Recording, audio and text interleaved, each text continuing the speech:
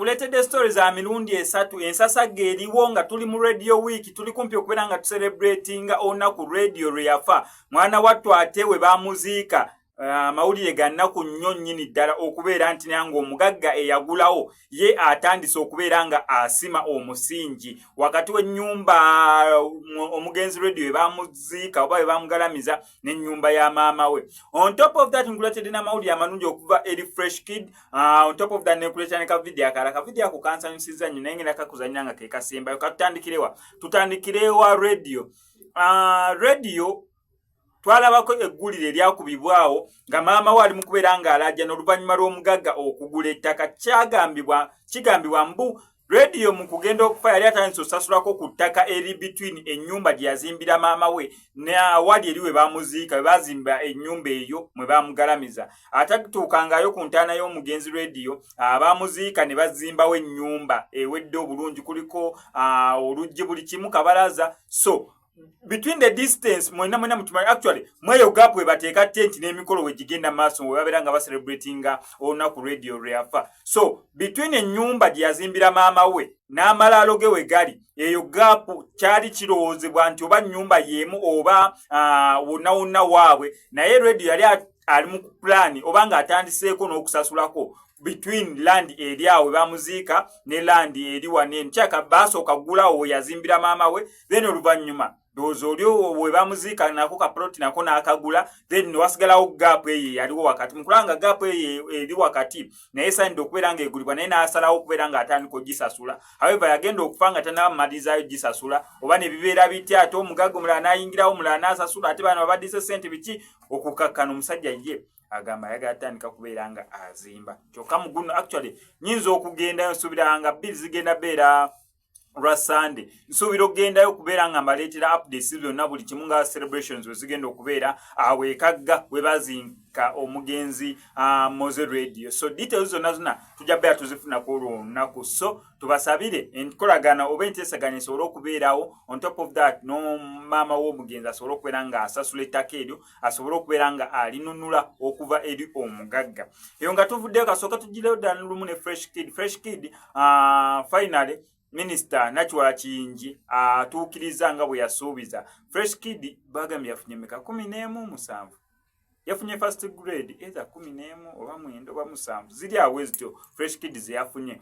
So mukubeera nga yafunye first grade bamusuubiza bagenda mu international school neera bw'atyo agenda kubeera nga asomera ku Anna International bwe basobodde okubeera nga bamukkiriza ne bamu admittinga senior 1 agenda ntandika okubeera nga agisomera ku Anna neera Katasov Minister Nakiwala Kiyingi. So tweyanzege okubeera nga wasuubiza on top of that n'otuukiriza. Nakiwala Kiyingi ajja atyo okukwatagana ne Fresh Kid munange by that time yali minister w'abaana ministry ye yali atwasagana n'abaana by the time Fresh Kid we yatandikira okubeera nga ayimba. So neera yavaayo n'ayagala okubeera nga stoppinga Fresh Kid okuyimba naddala abali bamukozesa emirimu ng'akyali mwana muto. However baatuuka ku nzikirikazaganya ne bamutegeeza mbu ajja beera ng'ayimba ku weekend ng'asoma from Monday just emikolo n'aba bookings zezona zibere ku weekend awala teziyingira mu nnaku z'okusoma zisobola okubeera nga zimulemesa ne batandika okubeera nga babondinga ne bafuuka bamukwano paka kati watuukidde okubeera nga agenda musasulira school fees wa kusomera international era ng'eryo sidda wabula nga lyeri Hana International School yogayoga Fresh Kid okubeera nga otuuse kweri ekkula. Akatambi kano akasembayoko kanga kuzanyire buzanyiza omwana amanyi buli kika ky'emmotoka naye ng'oyinza osanga n'omuntu omukulu ng'abe atasomye mabega wa linnya lya mmotoka ayinza obutasobola kubeera nga akugamba mbwe n'emmotoka eno oba eno oba eno era tetunazimanya tutya nga tetuvuga mmotoka tunazimanya tutya nga tetulinaayo wadde akapikipiki. So naffe mutusaasira abatukubirako eno vidiyo y'omwana amanya emmotoka ffe tetugigulangayo wadde kapikipiki wadde akagaali. So munnanga bagagga kwagalana emmotoka onatandika zitegeera nga olinayokko oba ng'oyagala kugulayo. Anyway ka vidiyo keekano. Hello, our lovely people. Nino omuto no bamuyita Aaron. Ono mwana namuwakinze ku TikTok nga amanyi almost buli kika kya mmotoka gyalaba gyasongako nga gamba eno yeeno. Kati mutute mu parking wano eno. I want to see ddala kituufu. So, Aaron, tugenda tandika. Ogenda kyusa kamera nga otunuza mmotoka. Aaron, omuwulira bungi, let me carry you. Yeah. So, gyensongako gyongamba we bagiyita, si kyo? Eno bagiyita batya? Subaru. Eno bagiyita batya? I hope muwulira. I hope you guys are listening. Yeah. I want to show you, Katonda akola ebintu bye funnily, but some people are born genius. Katonda omwana, he can be a very, very big engineer. Eno bagiyita batya? Markex. Eno bagiyita, jangu semera kumpi. Eno bagiyita batya? Fielder old model. Omanyi nezi model? Eno Ractis. Wow. Eri bagiyita batya? Sembe rozibalage bayingoloza nti size zo. Eno bagiyita batya? Eno. Ajida market ordinary. Eri Prado. Ojibala ze Prado? Jangu teyongereyo. Ate eri BMW. Ate eno. Eno Fielder. Obimanyi otya? Okijja ku kino okimanya? George, get closer. Kati labeni. Njala mwetegere. Eno bagiyita batya? Fielder old model. Wow. I'm impressed. Kati bimpedeko kale. Jangu tunoleke ngagira wala bimusayire. Eno bagiyita batya? Subaru Forester. Wow. Kati tulage eno George.